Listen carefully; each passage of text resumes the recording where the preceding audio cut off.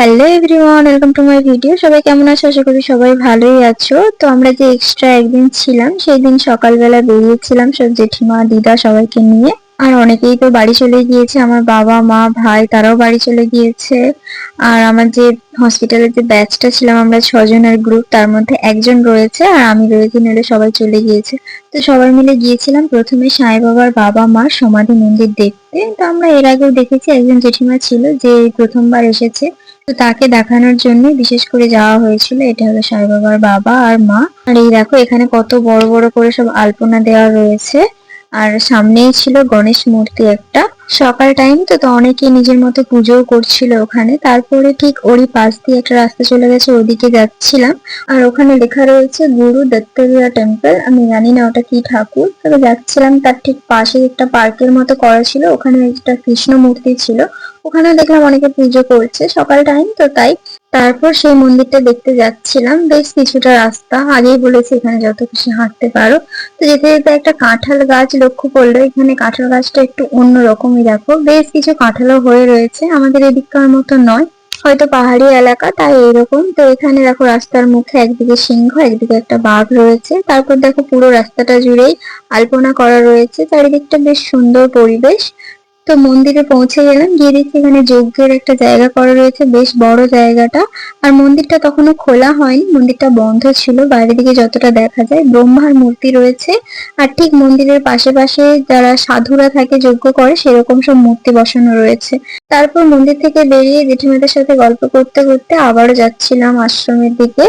তো কিছুক্ষণ পর আশ্রমে পৌঁছে গেলাম, এখানে জেঠু ছিল, তো জেঠুর সাথে দেখা করে আমরা সবাই মিলে আবার শপিং মলে যাচ্ছিলাম, যেহেতু সকাল টাইমটা মেয়েদের জন্য। তো ওই দেখো জেঠু জেঠু কি গল্প করতে করতে আসছে।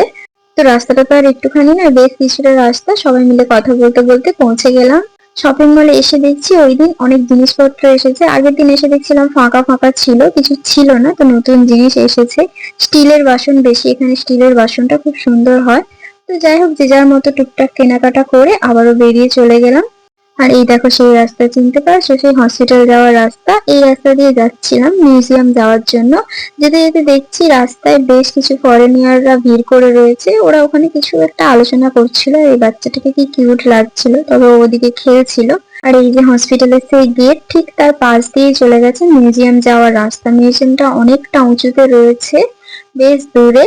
প্রথম দিন ভিডিওতে মিউজিয়ামের চূড়াটা দেখিয়েছিলাম, এতদিন যাওয়ার সময় হয়নি, লাস্ট দিন সবাইকে নিয়ে যাচ্ছিলাম।